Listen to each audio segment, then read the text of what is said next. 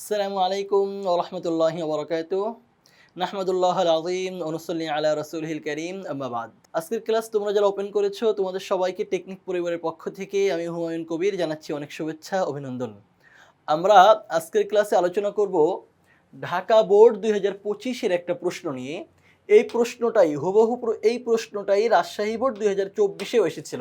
এজন্য আমরা বলছি ঢাকা বোর্ড ২০২৫ এবং রাজশাহী বোর্ড ২০২৪ এর একটা সৃজনশীল প্রশ্ন নিয়ে তোমাদের সাথে কথা বলবো। উদ্দীপকটা আমরা খুব ভালো করে খেয়াল করি। দশম শ্রেণীর ছাত্র রহমত তার সহপাঠী বন্ধুর নিকট থেকে একটি অক্সফোর্ড ডিকশনারি ধার নিয়ে কথা মতো ১ সপ্তাহ পরে ফেরত দেই। আচ্ছা, আমরা দেখতে পাচ্ছি যে রহমত তার সহপাঠীর নিকট থেকে একটা বই নিয়ে সেটা যেভাবে বলেছিল ১ সপ্তাহ পরে ফেরত দিব, সেই সময় ফেরত দিয়েছে। তার অন্য আরেক বন্ধু আজমতের নিকট সে ৫০ টাকা ধার চাইলে পকেটে ২টা ৫০ টাকার নোট থাকা সত্ত্বেও সে টাকা নেই বলে জানাই। আজমতের নিকট সে ৫০ টাকা ধার চেয়েছে, তার পকেটে ২টা ৫০ টাকার নোট আছে আজমতের পকেটে, এরপরেও সে বলছে আমার কাছে কোনো টাকা নেই। বিষয়টি তার পিতার নজরে এলে, আজমতের পিতার নজরে এলে, তখন তার পিতা বলেন নিজেকে সংশোধন করো, মানসিক প্রশান্তি বিকাশ ও সাধনে অন্তরাত্মাকে নির্মল ও পবিত্র রাখতে হবে। নিজেকে সংশোধন করতে হবে আর মানসিক প্রশান্তি ও বিকাশ সাধনে অন্তরাত্মাকে নির্মল ও পবিত্র রাখতে হবে। এটা হলো পিতার বক্তব্য। আমরা উদ্দীপকটা খেয়াল করলাম যে প্রথমে সহপাঠীর নিকট থেকে বই নিয়ে কথা মতো ফেরত দিয়েছে, আরেকজন বন্ধু মিথ্যা বলেছে, তখন তার পিতা তাকে একটা উপদেশ দিয়েছে। এটা ছিল আমাদের এই উদ্দীপকের মূল কথা। এখানে আমরা দেখতে পাচ্ছি 4টা প্রশ্ন আমাদের করা হয়েছে। প্রশ্ন ক, শালীনতা বলতে কি বোঝাই? জাতি ধর্ম বর্ণ নির্বিশেষে সকল মানুষ ভ্রাতৃত্বের বন্ধনে আবদ্ধ, উক্তিটি ব্যাখ্যা করো। খ নম্বর, গ নম্বর, রহমতের চরিত্রে আখলাক হামিদার কোন গণ্ডি প্রকাশ পেয়েছে? ব্যাখ্যা করো। সর্বশেষ ঘ নম্বর, আজমতের চরিত্র যে বৈশিষ্ট্যের অভাব পরিলক্ষিত হয় তা চিহ্নিত পূর্বক তার পিতার মন্তব্যের যথার্থতা নিরূপণ করো। আমরা প্রথমে ক নম্বর প্রশ্নে বলেছিলাম শালীনতা বলতে কি বোঝো? উত্তর, কথাবার্তা ও আচার আচরণ, চলাফেরায় ভদ্র সভ্য ও মার্জিত হওয়াই হলো শালীনতা। কথাবার্তা, আচার আচরণ, চলাফেরায় ভদ্র হওয়া, সভ্য হওয়া, মার্জিত হওয়া, এটা হলো শালীনতা। আর শালীনতা বলতে তাহলে কি বোঝাই? কথাবার্তা, আচার আচরণ ও চলাফেরায় ভদ্র সভ্য মার্জিত হওয়াই হলো শালীনতা। খ নম্বর প্রশ্ন, জাতি ধর্ম বর্ণ নির্বিশেষে সকল মানুষ ভ্রাতৃত্বের বন্ধনে আবদ্ধ, উক্তিটি ব্যাখ্যা করো। আমরা জানি ভ্রাতৃত্ব মোট 3 প্রকার। একটা হলো ইসলামী ভ্রাতৃত্ব, যে সকল মুমিন সকল মুসলমান ভাই ভাই। আরেকটা হলো বিশ্ব ভ্রাতৃত্ব, যে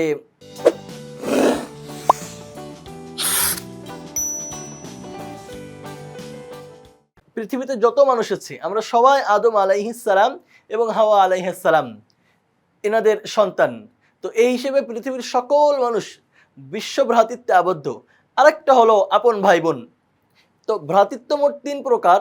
তো এখানে যেই ভ্রাতৃত্বের কথা বলা হচ্ছে জাতি ধর্ম বর্ণ নির্বিশেষে, জাতি ধর্ম যেহেতু বলা হয়েছে সুতরাং এটা ইসলামী ভ্রাতৃত্ব না, কারণ ইসলামী ভ্রাতৃত্ব মানে শুধু মুসলিম জাতি, মুসলিম ধর্মের অনুসারী। কিন্তু জাতি যেটাই হোক না কেন, ধর্ম যা হোক না কেন, যেই বর্ণেরই হোক না কেন, নির্বিশেষ সকল মানুষ ভ্রাতৃত্বের বন্ধনে আবদ্ধ, এই উক্তিটি ব্যাখ্যা করতে বলা হয়েছে।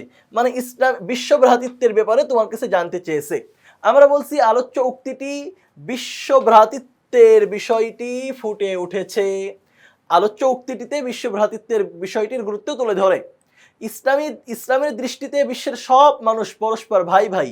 এতে দেশ জাতি ভাষা ও বর্ণের কোনো পার্থক্য নেই, বরং জাতি ধর্ম বর্ণ নির্বিশেষে সকল মানুষ ভ্রাতৃত্বের বন্ধনে আবদ্ধ। জাতি ধর্ম বর্ণ নির্বিশেষে সকল মানুষ ভ্রাতৃত্বের বন্ধনে আবদ্ধ। এ ভ্রাতৃত্ব হলো মানুষের মৌলিক ভ্রাতৃত্ব। সৃষ্টিগতভাবে মানুষ এ ভ্রাতৃত্বের বন্ধনে আবদ্ধ, কারণ আল্লাহ বলছেন ইয়া আইয়ুহান নাস ইন্না খলাকনাকুম মিন যাকারিন ওয়া উনসা ওয়া জাআলনাকুম শুউবান ওয়া ক্বাবাইলা লিতাআরাফু। আল্লাহ আরেক জায়গায় বলছেন ইয়া আইয়ুহান নাসু নাস ইত্তাকু রাব্বাকুম আল্লাযী খালাকাকুম মিন নাফসিন ওয়াহিদা ওয়া খালাকা মিনহা যাওজাহা ওয়া বাসসা মিনহুমা রিজালান কাসীরাও ওয়া নিসাআ, যে হে মানুষ সকল, তোমরা আল্লাহকে ভয় করো, যিনি তোমাদেরকে সৃষ্টি করেছিলেন প্রথম একজন পুরুষ, সেই পুরুষ থেকে তার স্ত্রীকে সৃষ্টি করেছিলেন, এবং তার থেকে আল্লাহ তাআলা অনেক নারী পুরুষ মানে পৃথিবীর সব মানুষকে সৃষ্টি করেছিলেন।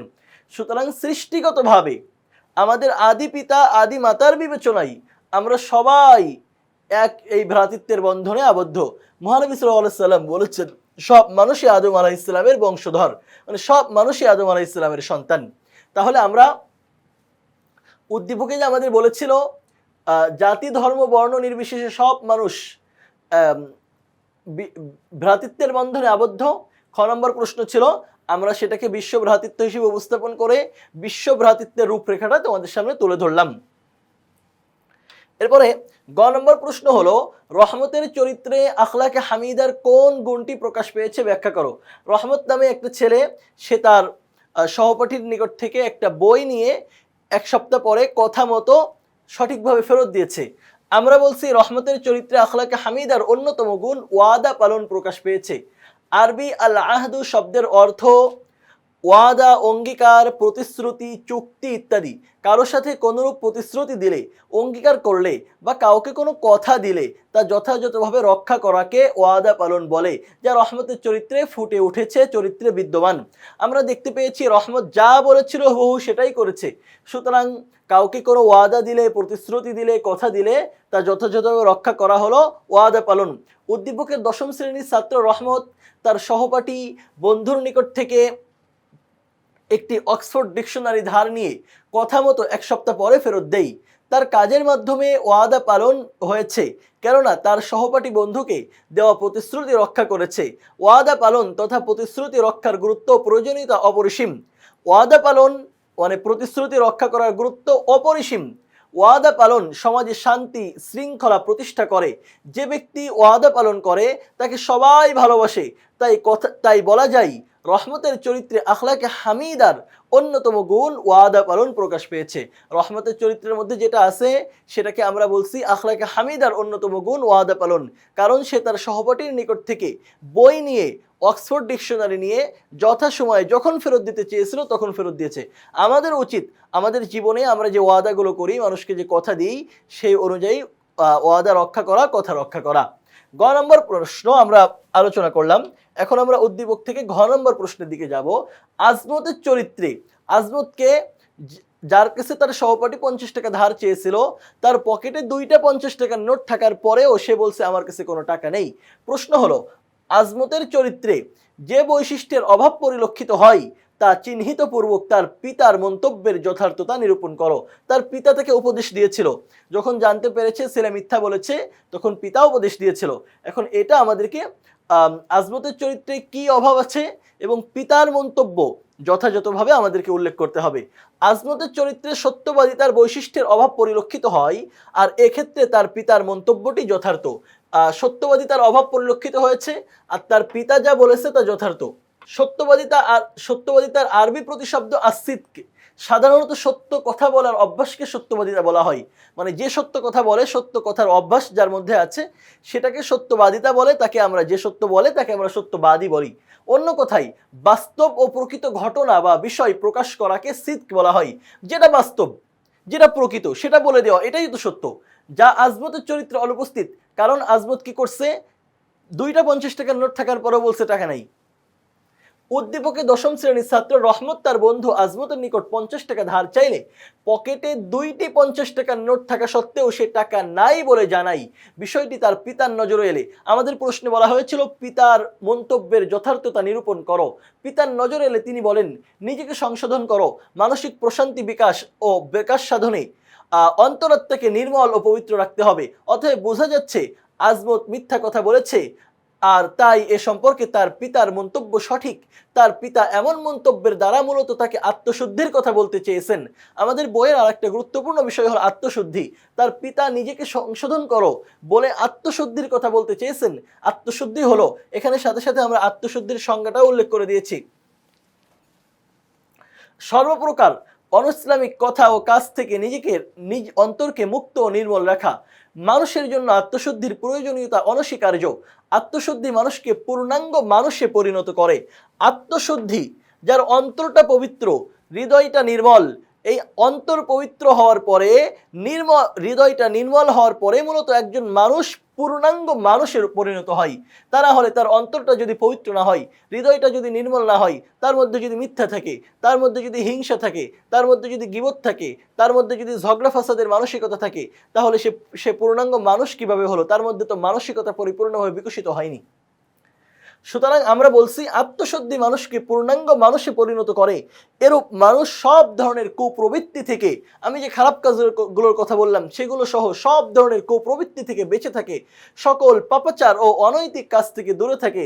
ফলে সমাজে সে একজন আদর্শ মানুষ হিসেবে সকলের শ্রদ্ধা ও ভালোবাসা লাভ করে। বস্তুত আত্মশুদ্ধি হলো সফলতা লাভের মাধ্যম।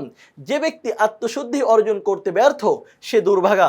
যার মধ্যে অনৈতিক জিনিস আছে, যার মধ্যে পাপাচার জিনিস আছে, আল্লাহ তাআলা তাকে দেহায়ভাবে বাহ্যিক গঠনে মানুষ হিসেবে সৃষ্টি করেছেন, কিন্তু সে প্রকৃত মানুষ হতে পারে নাই। এই জন্য আমরা বলছি যে ব্যক্তি আত্মশুদ্ধি অর্জন করতে ব্যর্থ সে দুর্ভাগা। উপরোক্ত আলোচনা থেকে স্পষ্ট হয় যে আজমতের চরিত্রে সত্যবাদী তার বৈশিষ্ট্যের অভাব রয়েছে।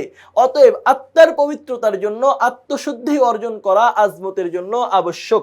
আজমত যেহেতু মিথ্যা কথা বলছে, তার মধ্যে মিথ্যার অভ্যাস আছে, সত্য নাই, তার মধ্যে আত্মশুদ্ধি নাই, সুতরাং তাকে তার আত্মার পবিত্রতার জন্য তার বাবা যেটা বলেছিলেন সেই আত্মশুদ্ধি আজমতের জন্য আবশ্যক। তাহলে আমরা যেই বহু নির্বাচন এই সৃজনশীল প্রশ্নটা পড়েছিলাম, সেখান থেকে আমরা 4টা ব্যাপার নিয়ে তোমাদের সাথে কথা বললাম। শালীনতা বলতে কি বোঝাই আমরা উত্তর দিলাম, জাতি ধর্ম বর্ণ নির্বিশেষে সকল মানুষ ভ্রাতৃত্বের বন্ধনে আবদ্ধ। এটা কোন প্রকার ভ্রাতৃত্ব এবং কিভাবে আবদ্ধ এটা আমরা বললাম। রহমতের চরিত্রে আখলাকে হামিদার কোন গুণটি প্রকাশ পেয়েছে ব্যাখ্যা করো। আমরা বললাম রহমতের চরিত্রে আখলাকে হামিদার ওয়াদা পালন গুণটা প্রকাশ পেয়েছে, কারণ সে অক্সফোর্ড ডিকশনারি নিয়ে যথাসময়ে ফেরত দিয়েছে, সুতরাং ওয়াদা পালন গুণ তার মধ্যে প্রকাশ পেয়েছে। আমাদের ঘ নম্বর প্রশ্ন ছিল আজমতের চরিত্রে যে বৈশিষ্ট্যের অভাব পরিলক্ষিত হয় তা চিহ্নিত পূর্বক তার পিতার মন্তব্যের যথার্থতা নিরূপণ করো। আমরা বলেছি আজমতের চরিত্রে আত্মশুদ্ধির অভাব পরিলক্ষিত হয়েছে, সত্যবাদিতার অভাব পরিলক্ষিত হয়েছে, তার মধ্যে মিথ্যা দেখা গেছে, সুতরাং তাকে আত্মশুদ্ধি অর্জন করতে হবে। আর তার পিতার মন্তব্য সঠিক, কারণ তার পিতা তাকে আত্মশুদ্ধি অর্জন করতে বলেছেন। আমরা তার মধ্যে অভাব আছে হলো বলেছি সত্যবাদিতার, আর তার পিতার মন্তব্যকে আমরা যথার্থ হিসেবে উপস্থাপন করেছি আত্মশুদ্ধির আলোকে। আশা করি তোমরা বুঝতে পেরেছো। অন্য কোনো প্রশ্নে, অন্য কোনো সৃজনশীল বা সংক্ষিপ্ত প্রশ্নে যদি এই 4টা বিষয়ের কোনো একটা বিষয় আসবেই খুব স্বাভাবিকভাবে, তাহলে আশা করি তোমরা এর উত্তর খুব ভালো করে দিতে পারবা। স্বাধীনতা কাকে বলে লিখতে পারবা, জাতি ধর্ম বর্ণ নির্বিশেষে মানে বিশ্ব ভ্রাতৃত্বের বিষয়টি আসলে তোমরা আনসার করতে পারবা। আখলাকে হামিদানির মধ্যে ওয়াদা পালন নিয়ে প্রশ্ন আসতে পারে। ওয়াদা পালন খুবই গুরুত্বপূর্ণ একটা ব্যাপার। আবার ওয়াদা ভঙ্গ করা, এটা আবার প্রথম অধ্যায়ের, আমরা তো এখন আলোচনা করছি 4র্থ অধ্যায়, এটা আবার প্রথম অধ্যায়ের নিফাকের আলোচনার মধ্যে চলে যাই। খেয়াল রাখতে হবে কখন ওয়াদা পালন হচ্ছে, কখন ওয়াদা ভঙ্গ হচ্ছে। ওয়াদা পালন হলে এটা 4র্থ অধ্যায়ের ওয়াদা পালন, ওয়াদা ভঙ্গ হলে এটা আবার প্রথম অধ্যায়ের নিফাকের আলোচনার মধ্যে চলে যাচ্ছে। আর আজমতের চরিত্রে সত্যবাদিতার অভাব পরিলক্ষিত হয়েছে এবং তার পিতা যে বক্তব্য দিয়েছেন সেই বক্তব্যকে আমরা আত্মশুদ্ধির আলোকে যথার্থভাবে নিরূপণ করেছি। আশা করি বুঝতে পেরেছো। পরবর্তী কোনো ক্লাসে তোমাদের সাথে আবার দেখা হবে, কথা হবে। সেই পর্যন্ত সবার জন্য অনেক অনেক শুভকামনা। আল্লাহ হাফেজ। আসসালামু আলাইকুম ওয়া রাহমাতুল্লাহি ওয়া বারাকাতুহু।